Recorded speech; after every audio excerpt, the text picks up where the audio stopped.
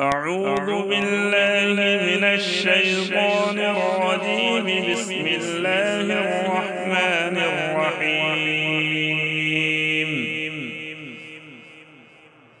إن هذا القرآن يهدي للتي هي أقوم ويبشر المؤمنين الذين يعملون الصالحات أن لهم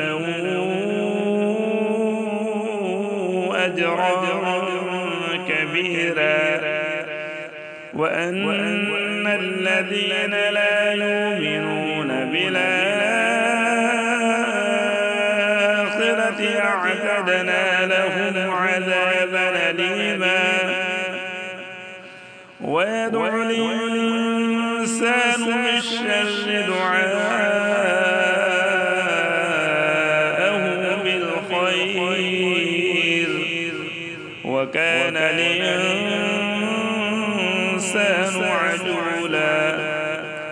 وجعلنا الليل والنهار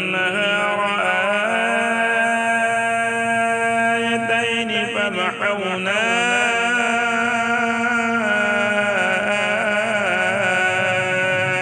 آية